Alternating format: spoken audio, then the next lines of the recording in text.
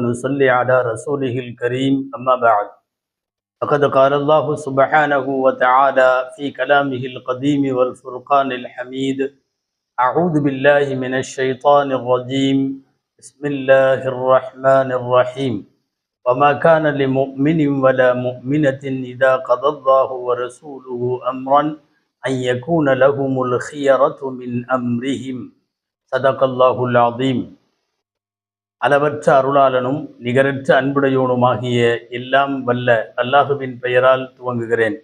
அருமை நாயகம் முஹம்மதுர் ரசூலுல்லாஹ் ஸல்லல்லாஹு அலைஹி வஸல்லம் அவர்களின் மீதும் நற்பாக்கியங்கள் நிறைந்த அவர்களுடைய உம்மத்தின் மீதும் குறிப்பாக இந்த ஜும்மா நன்னாளில் நம் அனைவர் மீதும் எல்லாம் வல்ல அல்லாஹுவின் நல்லருள் என்றென்றும் நிறைவாக உண்டாவதாக.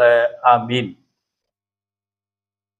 அல்லாஹு ஜல்ல ஷானுஹு தஆலா தனது அருள்மறை திருக்குர்ஆனில் முஸ்லிம்கள், இஸ்லாமை பின்பற்றி வாழுகிற அல்லாஹுவை நம்புகிற முஃமின்கள் அத்தனை பேருக்கும் ஒரு பொது சட்டம் ஒன்றை சொல்லுகிறான்.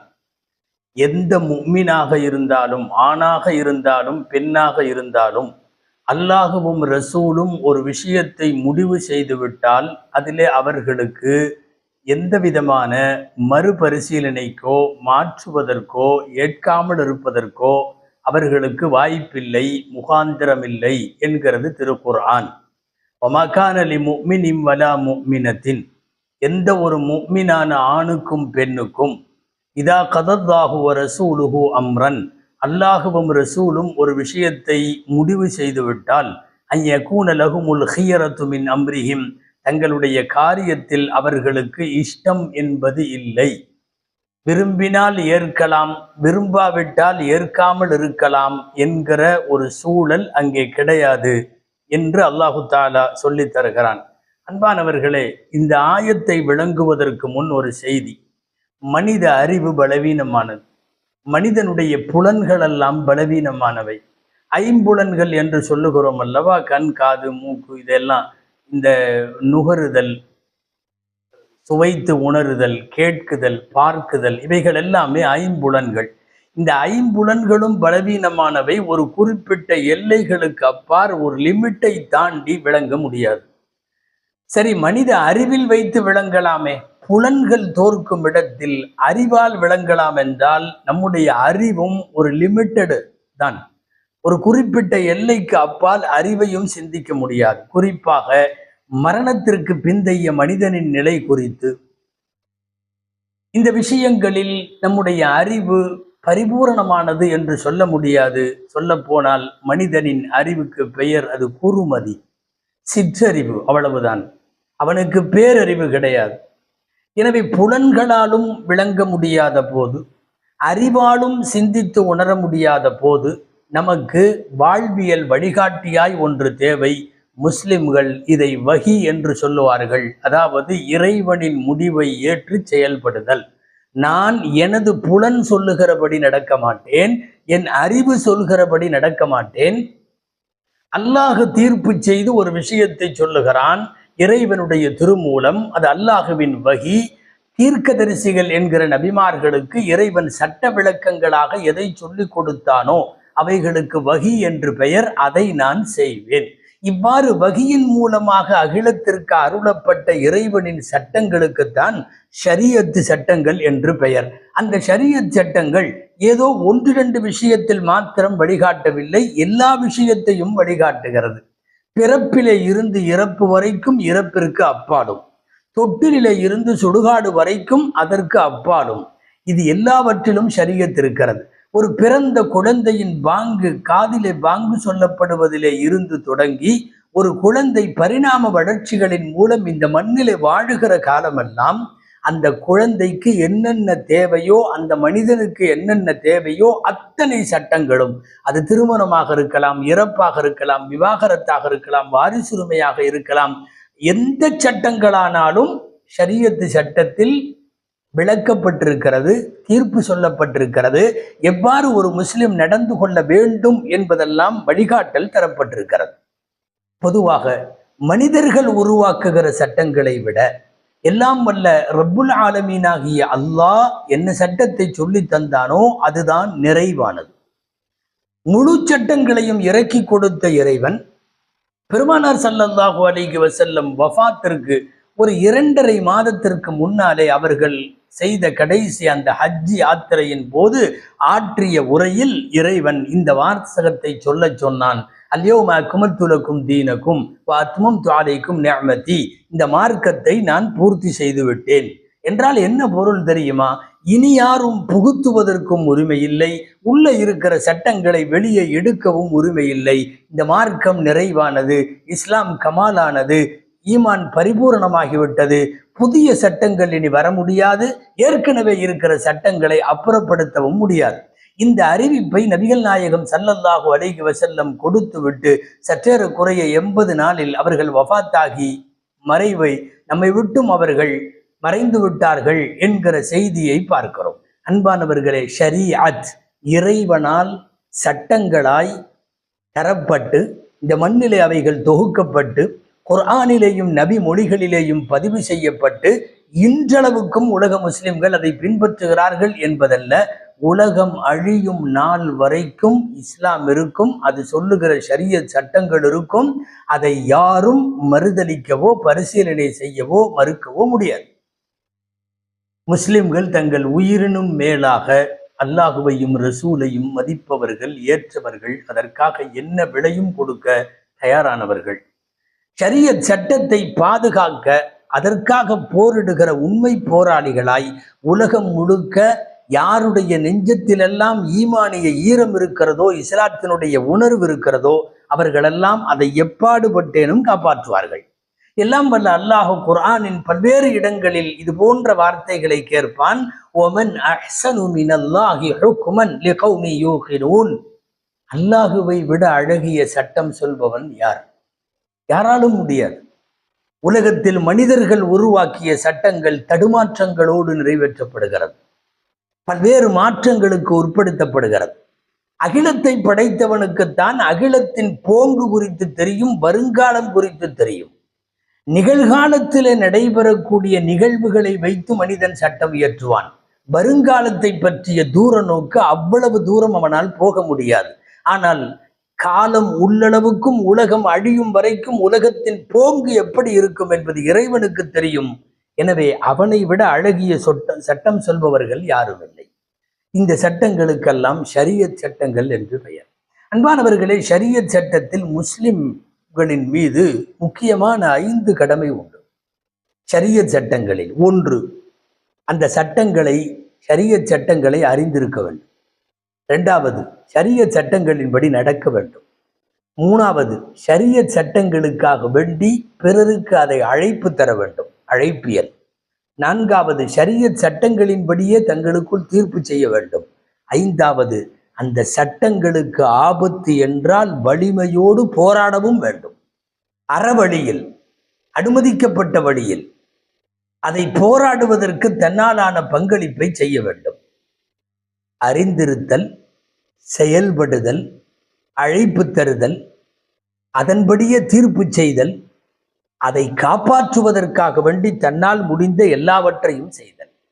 பொதுவாக உலகத்தின் எந்த மூலையில் ஒரு முஸ்லிம் வாழ்ந்தாலும் அனுமதிக்கப்பட்ட வழியில் அவனை கட்டுப்பாடோடு இருக்க சொன்னால் இருப்பான். அலஸ்ஸம்இ வத்தாஅ என்பது இஸ்லாமிய மரபு, இஸ்லாமிய அடிப்படை. பணிந்தோம், கட்டுப்பட்டோம், சரியாக இருக்கிறவரை, ஷரியத்திற்கு உட்பட்டு இருக்கிறவரை.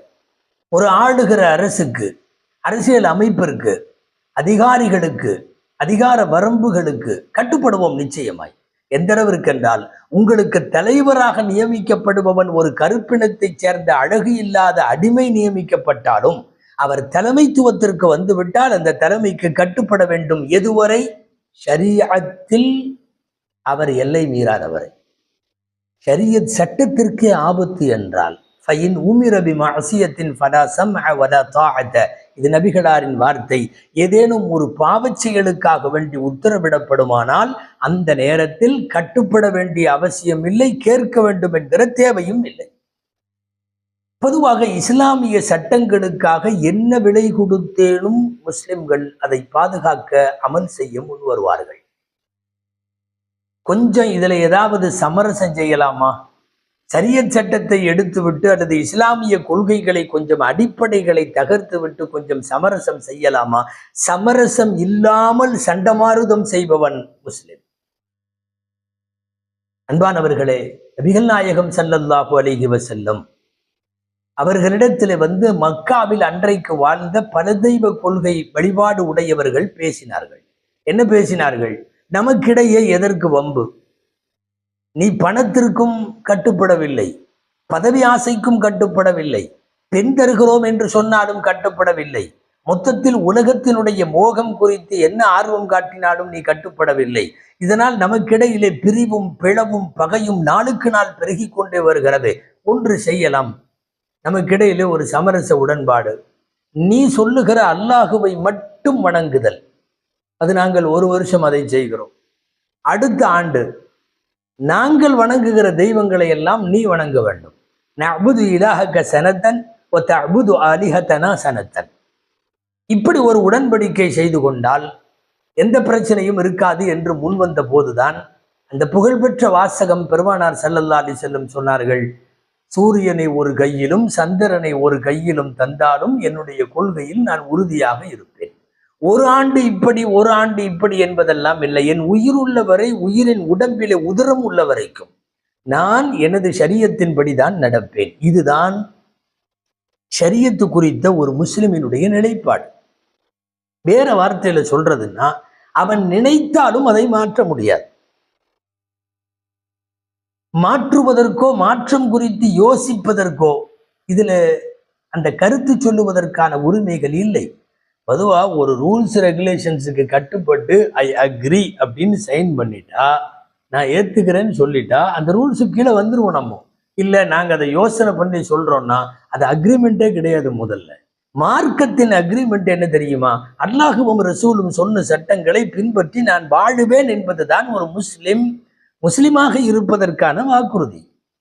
பெருமானார் ஸல்லல்லாஹு அலைஹி வஸல்லம் இடத்தில் பிரிதொரு நேரத்தில் எதிரிகள் இப்படியும் பேசினார்கள். என்னன்னா, இஅதி பிகுர்ஆனின் கைரி ஹாதா அவ் பத்தில்ஹு. குர்ஆன்ல இருக்குது, இஅதி பிகுர்ஆனின் கைரி ஹாதா அவ் பத்தில்ஹு. எங்களுக்கு பிடிக்காத ஏராளமான செய்திகள் இந்த குர்ஆனிலே இருக்கிறது. எனவே இந்த குர்ஆனுக்கு பதிலாக வேற ஒரு குர்ஆனை கொண்டு வாங்க, நாங்க ஏத்துக்கிறோம். அவ் பத்தில்ஹு, அல்லது இந்த குர்ஆன்ல இருக்கிற விஷயத்தை எல்லாம் நீங்க மாத்துங்க. ஒன்று மாத்தி கொடு அல்லது வேற குர்ஆன் கொடு. இந்த 2 கோரிக்கைகளோடு பெருமானாரை சந்தித்து பேசிய எதிர்கூட்டத்தினுடைய தலைவர்களிடம் பதிலை நாயகம் சொல்லவில்லை, அல்லாஹ் சொல்லுகிறான். என்ன வாசகம் தெரியுமா? குல் மா யகூனு லி அன் உபத்திலஹு மின் தில்காஇ நஃப்ஸி. நான் எனது புறத்திலே இருந்து என் இஷ்டத்திற்கு மாற்றுவதற்கு எனக்கு அனுமதி இல்லை. இதுதான் முஸ்லிமின் நிலைப்பாடு, இதுதான் இஸ்லாமின் நிலைப்பாடு, இதுதான் ஷரியத்தின் நிலைப்பாடு. குல் மா யகூனு லி அன் உபத்திலஹு, நான் மாற்ற முடியாது. என் புறத்திலே இருந்து நானாக திருத்தவோ மாற்றவோ செய்ய முடியாது. அதற்கு பெயர் ஷரியத்.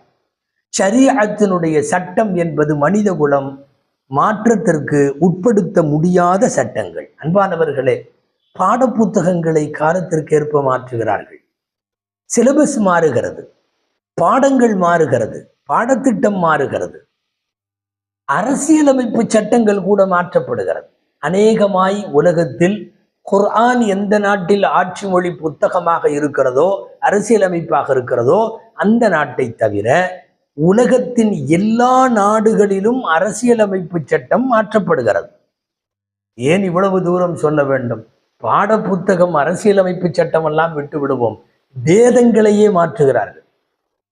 பழைய அமைப்பில் வேதங்கள் இல்லை, அது எதுவாக இருந்தாலும். நிறைய சமய புத்தகங்கள், ஆகமங்கள், உபநிடதங்கள், வேதங்கள், அவற்றின் வாசகங்கள், வரிகள், வாக்கியங்கள் எல்லாம் மாற்றப்பட்டு விட்டது.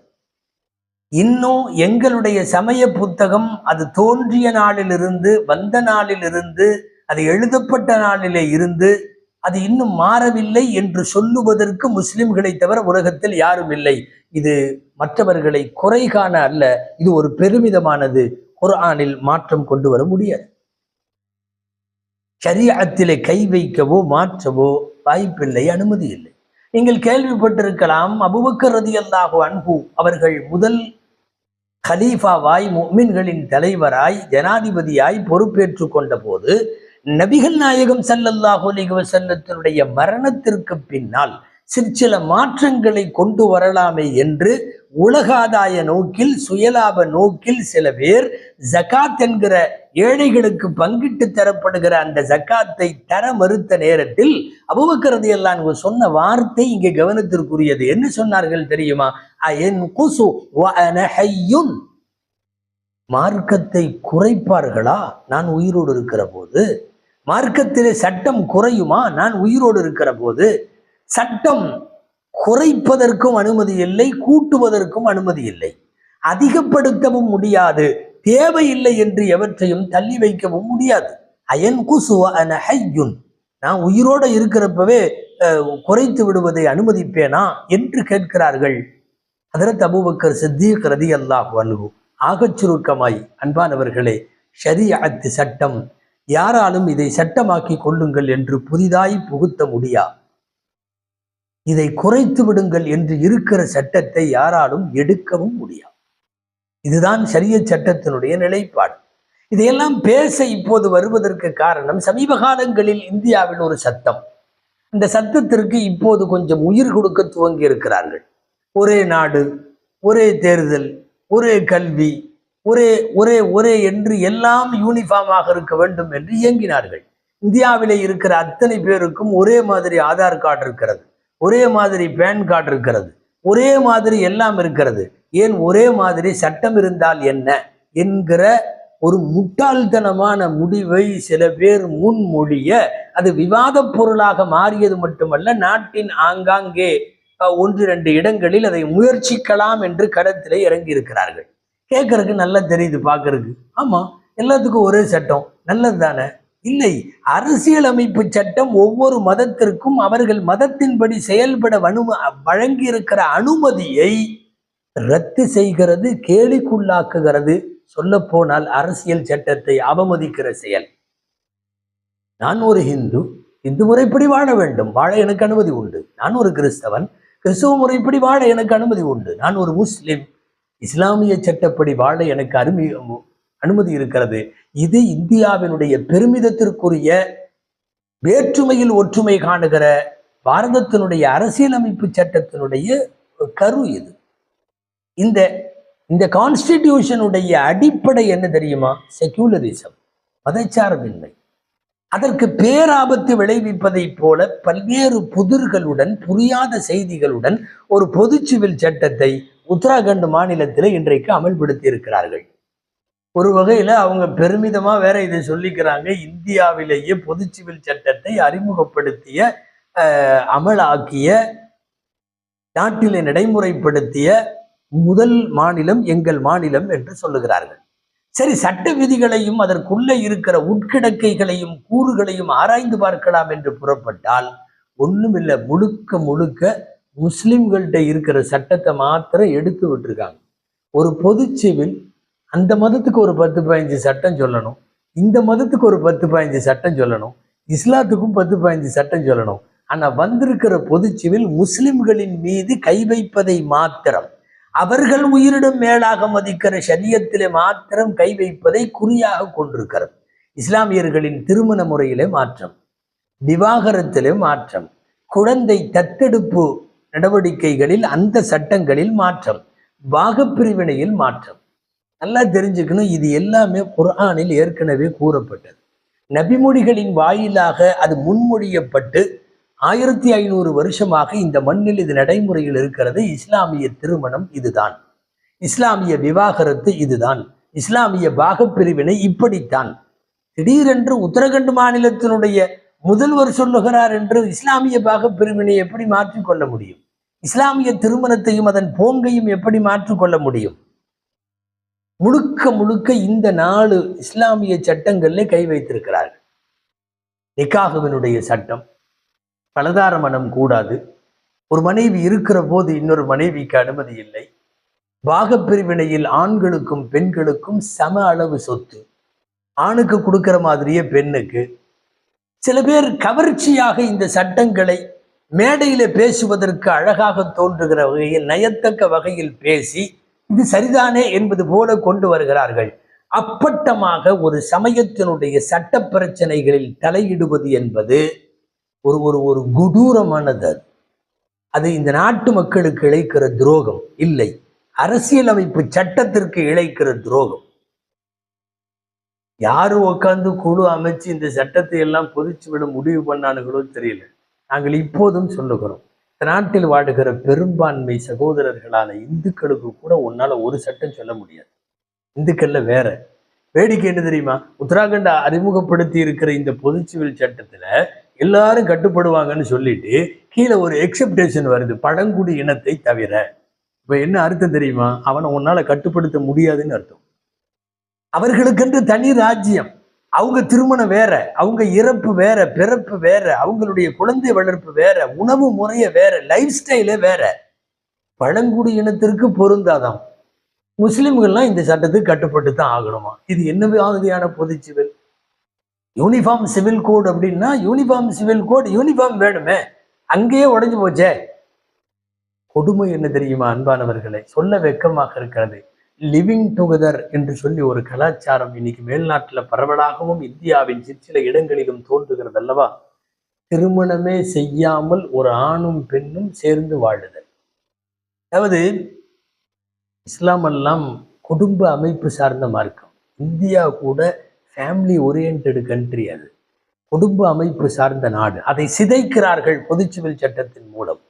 ஒரு ஆணும் பெண்ணும் எனக்கென்ன என்று ஆடு மாடுகள் போல ஒரு சட்ட அங்கீகாரமும் பெரியவர்கள் குடும்பத்தினர்களின் எந்த விதமான ஆசிகளும் இல்லாமல் தானா ஒன்று சேர்ந்துக்குதல்ல, அந்த லிவிங் டுகெதருக்கு அந்த நாட்டினுடைய பொது சிவில் சட்டம் சட்ட அங்கீகாரம் தந்திருக்கிறது.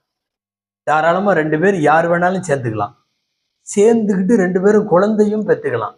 அந்த குழந்தைய நாங்க லிவிங் டுகெதர்ல 2 பேர் சேர்ந்து வாழ்றோம், இந்த குழந்தை எங்களுக்கு பிறந்துச்சுன்னு சொன்னா அந்த குழந்தைக்கும் சட்ட அங்கீகாரம். அந்த குழந்தை எல்லாத்தையுமே பதிவு செஞ்சுக்கிறாங்க. இது எந்த மதத்திலாவது புனிதத்தன்மையோடு இருக்கிறதா? இந்த கேடுகட்ட வாழ்க்கை. யாரும் யாரோடும் சேர்ந்து கொள்ளலாம், குழந்தையும் பெறலாம், அவைகளுக்கு சட்ட அங்கீகாரத்தும் தர முடியும். இஸ்லாத்தில் இதற்கு முன்னால் அப்படிப்பட்ட அங்கீகாரம் தரப்பட்டிருந்தது. இஸ்லாம் வருகைக்கு முன்னால் இஸ்லாம் அதை தடை செய்தது. அதற்கு முத்தா என்று பெயர். யாராவது ஒரு பொண்ணுகிட்ட போய் நம்ம 2 பேரும் 6 மாசம் ஹஸ்பண்ட் ஒய்ஃபா இருந்துக்குவோன்னு சொல்றது, அல்லது ஒரு 3 வருஷம் ஹஸ்பண்ட் ஒய்ஃபா இருந்துக்குவோன்னு சொல்றது, அல்லது பிசினஸ் ட்ரிப்பா ஒருத்தர் 4 மாசம் போறாருன்னு வைங்களேன், எங்கேயாவது ஒரு 4 மாசம் போனவுடனே அந்த நாட்டில் உள்ள ஒரு பொண்ணுகிட்ட 4 மாசம் நீ எனக்கு மனைவி ஆயிரி, இவ்வளவு காசு வாங்கிக்கோ, இவ்வளவு செட்டில்மெண்ட்னு பேசி அக்ரிமெண்ட் சைன் ஆயிட்டா அவங்க 2 பேரும் 4 மாசத்துக்கு கணவன் மனைவி. இந்த திருமணத்திற்கு முத்தா என்று பெயர். குறுகிய கால சுகம் அனுபவிக்கும் திருமண நடைமுறை. இஸ்லாம் வந்த உடனே இதை தடை செய்தது. ஒரு குடும்ப அங்கீகாரம் இல்லாமல் சேர்ந்து கொள்ளுவது என்பது எப்போதும் ஒத்து வராது. அது மனித சமூகத்தின் கட்டமைப்பையும் உள்கட்டமைப்பையும் மாற்றிவிடும் என்பதில் திடமான அழுத்தமான நம்பிக்கை கொண்ட இஸ்லாம் அதையெல்லாம் தடை செய்தது. ஆச்சரியமா இருக்கு, நீ உத்தராகண்ட்ல பொது சிவில் சட்டம் கொண்டு வந்திருக்கிய, அந்த சட்டத்தை கொண்டு வருவதற்கு மார்க்க அறிஞர்கள் அழைக்கப்பட்டார்களா? நான் கிறிஸ்தவத்துல கை வைக்க போறேன், இஸ்லாத்துல கை வைக்க போறேன், இந்து சமயத்துல கை வைக்க போறேன்னா நீ இஸ்லாமிய மார்க்க அறிஞர்களை அழைத்து சட்ட பிரச்சனைகள் குறித்து விவாதித்தாயா? அல்லது கிறிஸ்தவத்தினுடைய பாதிரிகளை அழைத்து, திருச்சபையில உள்ளவர்களை அழைத்து, அதனுடைய யாரு ஆத்தரைஸ்டு பெர்சன்ஸோ அவங்களை எல்லாம் கூப்பிட்டு ஆலோசனை நடத்தி இப்படி ஒரு சட்ட மாற்றத்திற்கு நீங்கள் தயாரா என்றெல்லாம் கருத்து கேட்டார்களா? ஒண்ணுமே இல்லை. மார்க்க அறிஞர்களை பங்கேற்காமல் சமய சட்டங்களிலே கை வைப்பதற்கு நீங்கள் யார்? வேணும்னா உங்க மாநிலத்திற்குள்ள கொஞ்சம் பேர், அதுவும் கூட முழுசா இல்லை, பழங்குடி இனத்திட்ட போய் நான் பொது சிவில் சட்டம் கொண்டு வந்திருக்கேன்னு சொன்னேன்னா நீ காட்டை விட்டு திரும்பி வர முடியாது. அந்த பழங்குடி இனத்தவர்களின் ஏரியாவை விட்டு வர முடியாது. ஒரு சட்ட மாற்றம் என்றால் அந்த மதத்தினுடைய அறிஞர்களை கலந்தல்லவா ஆலோசிக்க வேண்டும். ஆங்கிலேய ஆட்சி 1772 ஈஸ்ட் இந்தியா கம்பெனி, ஆங்கில கிழக்கிந்திய கம்பெனியினர், பிரிட்டிஷ் கவர்மெண்ட் இந்தியாவை ஒன்றுபடுத்தி இதன் சட்டங்களை வடிவமைக்க முற்பட்ட போது எப்போ முஸ்லிம்களுக்கு ஏதாவது அவர்களின் சட்டம் என்றால் ஆங்கிலேயன் இஸ்லாமிய மார்க்க அறிஞர்களை அழைப்பான். அந்த அடிப்படையில் ஏராளமான உலமாக்கள் 47க்கு முந்தைய ஆங்கிலேய அரசில் ஆலோசனை சொல்லுவதற்காக சட்ட முன்வடிவுகளை வைப்பதற்காக வேண்டி அழைக்கப்பட்டிருக்கிறார்கள். கோர்ட் வரைக்கும் போய் உலமாக்கள் தங்களுடைய கருத்தை, விவாதத்தை, தங்கள் தரப்பு நியாயத்தை பேசுவார்கள். இது ஆங்கிலேய ஆட்சியை விட மோசமாவல்ல இருக்கு. அந்த சமயம் சார்ந்த அறிஞர் பெருமக்களையே கலக்காம முதல்ல இந்த பொது சிவில் சட்டம் உன்னை யார் நிர்பந்தித்தது? எந்த நாட்டில் அப்படி கொண்டு வந்திருக்காங்க? உங்களுக்கு தெரியுமா? அமெரிக்காவில் பொது சிவில் கிடையாது, யூரோப்பியன் கண்ட்ரீஸ்ல பொது சிவில் கிடையாது. அங்கெல்லாம் ஸ்டேட்டுக்கு ஒரு சட்டம், ஸ்டேட் புளோரிடாவில் உள்ள சட்டம் வேற, அந்த பக்கத்து கலிபோர்னியாவுக்கு செல்லாது, அங்க இருக்கிறது நியூயார்க்குக்கு எடுக்காது. ஸ்டேட்டுகளில் சட்டம் மாறுபடுகிறது. ஒட்டுமொத்த பிரிட்டனுக்கும் ஒரே சட்டம், முஸ்லிம்களுக்கும் அப்படித்தான், கிறிஸ்தவர்களுக்கும் அப்படித்தான், அங்க உள்ள வேற சீக்கியர்களுக்கு அப்படித்தான் சொல்ல முடியுமா? இந்தியாவில் இருக்கிற சீக்கியர்களை நீ ஒரு பொது சிவில் சட்டம்னு சொல்லி கட்டுப்படுத்திட முடியுமா? சீக்கியர்கள் சும்மா இருந்திருப்பாங்களா? அன்பானவர்களை, நிறைய நாட்டில் அந்த நாட்டுக்கெல்லாம் தெரியும் மதத்தினுடைய விஷயத்துல போய் தலையீடு கூடாது என்பதை வெவ்வேறு வெஸ்டர்ன் கண்ட்ரீஸும் யூரோப்பியன் கண்ட்ரீஸ் எல்லாம் விளங்கி வச்சிருக்காங்க. இவர்கள் மாத்திரம்தான் இப்போது இது பொது சிவில் என்று அரசியல் ஆதாயத்தினுடைய அடுத்த கட்ட நகர்வுகளுக்கு இவர்கள் தயாராயிருக்கிறார்கள். சொந்த நாட்டில் ஒரு நாட்டிலேயே சட்டம் சரியா சொல்ல முடியும். விபச்சாரம் தமிழகத்தில் குற்றம், மராட்டிய மாநிலத்தில் குற்றம் அல்ல. அங்க விபச்சாரத்திற்கு அழைக்கலாம், ஈடுபடலாம். அதை சட்ட ரீதியாக அவங்கள ஒன்றும் பண்ண முடியாது, ஏன்னா அங்கீகரிக்கப்பட்டது. குஜராத்தில் இருக்கிற மதுவிலக்கு தமிழ்நாட்டில் கிடையாது. தமிழ்நாட்டில் டாஸ்மாக் இருக்கு, அங்க மதுக்கடை வைக்க முடியாது. ஒவ்வொரு பக்கத்து மாநிலத்திலே கூட உங்களால் ஒரே சட்டத்தை கொண்டு வர முடியாது. பின்னெங்க யூசிசி, யூனிஃபார்ம் சிவில் கோட் என்பதெல்லாம்? மீண்டும் நாங்கள் ஒரு பரிசோதனை அடிப்படையில் உத்தராகண்ட் போன்ற மாநிலங்களை பார்த்து சில பேர் இறங்கலாம். நான் மீண்டும் சொல்லுகிறோம், இது விஷ பரீட்சை. இஸ்லாமை பொறுத்தவரை, ஷரியத் சட்டத்தை பொறுத்தவரை எதிர்த்தால் வீரியமாகும், வீறு கொண்டு வளரும். எக்கச்சக்கமான சாட்சிகள் அதற்கு உண்டு. நீங்கள் எதிர்க்க என்றைக்காவது அதை தடை, பாங்கு தடைன்னு நீ கொண்டு வர்ற, பாங்கு தடை செய்யறதுனால தொழுகாம இருந்துருவாங்களா? தொழுகையை தடை செய்ய முடியுமா? முடியாது. கல்லூரிக்குள் புருகா போட்டு வந்தால் விடமாட்டோம் கொக்கரித்தார்கள் நிறைய பேர். நாடு முழுக்க ஹிஜாபை எந்த பொம்பளையாவது கழட்டி போட்டிருக்கிறதா உங்களுக்கு நினைக்கிறீங்களா? நீங்க முன்பை விட அதிகமாயிருக்கிறதே ஒழிய அது குறைந்த பாடெல்லாம் இல்லை. மாட்டுக்கறி வைத்திருந்தவனை கொலை செய்தீர்கள், சாப்பிட்டவனை கொலை செய்தீர்கள், மாட்டுக்கறி கடைக்காரன் எல்லாம் பாதிக்கப்பட்டான். எத்தனை படுகொலை மாட்டுக்கறிக்காக இந்த நாட்டில். நான் கேட்கிறேன், சாப்பிட்றது நின்றுச்சா? எல்லா மாநிலத்திலையும் கூட உணவு திருவிழான்னு போட்டா பீஃப் கடை ஏன் வைக்கலன்னு போராடுகிறது இந்த நாட்டினுடைய பெரும்பான்மை சமூகம். நீ மாட்டுக்கறிக்கு 4 பேர்த்து கொலை பண்றதுனால மாட்டுக்கறி நின்றுச்சா? ஒரு பிள்ளைய காலேஜுக்குள்ள புருகா போட விடலனால நாட்டுல புருகா குறைஞ்சுதா? உங்களுடைய முட்டாள்தனத்தினுடைய உச்சகட்டம் இது. நாங்கள் கேட்க வருவது, ஷரியத் சட்டத்தால் யாருக்கு என்ன தீமை? என் மார்க்கம் சொல்றபடி நான் கல்யாணம் பண்றேன், உனக்கு என்ன டிஸ்டர்ப்? என் மார்க்கம் சொல்லுகிறபடி நான் விவாகரத்து செய்கிறேன், உனக்கு என்ன தொந்தரவு? எனக்கு பிடிக்கிற ஆடை ஒரு பெண் ஹிஜாப் புர்காவை அவளுக்கு பிடிக்கிறது, அவள் பாதுகாப்பு கருதி அவள் அணிந்து கொள்ளுகிறாள். ரோட்ல போற மற்றவங்களுக்கு என்ன அதனால பிரச்சனை? ஷரியத் சட்டங்கள் பொதுவாக அடுத்தவர்களுக்கு இடையூறு செய்யும் சட்டங்களாக ஒருபோதும் இருக்க முடியாது. எனவே மீண்டும் மீண்டும் சொல்லுகிறோம், இது ஒரு சென்சிட்டிவான பிரச்சனை, இது ஒரு உணர்ச்சி பூர்வமானது. இஸ்லாமியர்கள் அல்ல, நாங்கள் உலகத்திற்கு உரத்து சொல்லுகிறோம். 100 பேர் ஒரு மதத்தை பின்பற்றுகிறார்கள்னு வச்சிருந்தாங்க. மொத்தமாவே அந்த மதத்துல 100 பேர் தான் இருக்காங்க. அந்த 100 பேர் கூட அவனுடைய சமய சட்டங்கள்ல போய் கை வச்சா விடமாட்டான், ஒத்துக்க மாட்டான். 100 பேர் கொண்ட சமயமே ஒத்துக்கொள்ளாத போது உலகத்தில் சுமார் 200 கோடி பேர் வாழுகிற ஒரு மார்க்கத்தினுடைய சட்டத்தை ஒரு ஸ்டேட் கவர்மெண்ட் அந்த மெஜாரிட்டி இருக்குதுங்கிற கோணத்துல நாங்கள் மாற்றுகிறோம் என்ற முற்படுவது வடிகட்டிய முட்டாள்தனம். மீண்டும் மீண்டும் சொல்லுகிறோம், ஷரியத்தை பொறுத்தவரை எங்கள் நிலைப்பாடு, ஷரியத் சட்டத்தை நம்புவோம், அறிவோம், செயல்படுவோம், அதை கொண்டே தீர்ப்பளிப்போம், எந்த பாடுபட்டாவது அதை பாதுகாப்போம். எல்லாம் வல்ல இறைவன் இதே சொந்த மண்ணான இந்திய மண்ணில் இஸ்லாமிய சட்டங்களோடு ஷரியத் சட்டங்களோடு வாழும் சூழலை அல்லாஹ் நமக்கு அத்தகைய வாய்ப்புகளையும் வசதிகளையும் அல்லாஹ் தருவதோடு அந்த விஷயத்தில் உறுதியாக நிலைத்திருக்க தேவையான மனப்பக்குவத்தையும் உறுதியையும் மனோதிடத்தையும் அல்லாஹ் வழங்குவானாக. சிறுபான்மை சமயத்தவர்களுக்கு அச்சுறுத்தலாக இருக்கும் எந்த தீய சக்திகளையும் அல்லாஹ் உன் பொறுப்பில் ஒப்படைக்கிறோம், நீயே அவர்களை பார்த்து கொள்வாயாக. ஜஸாக்குமுல்லாஹ் வ ஆகிரு தஅவானா அல்ஹம்துலில்லாஹி ரப்பில் ஆலமீன். அஸ்ஸலாமு அலைக்கும் வரஹ்மத்துல்லாஹி வபரகாத்துஹு.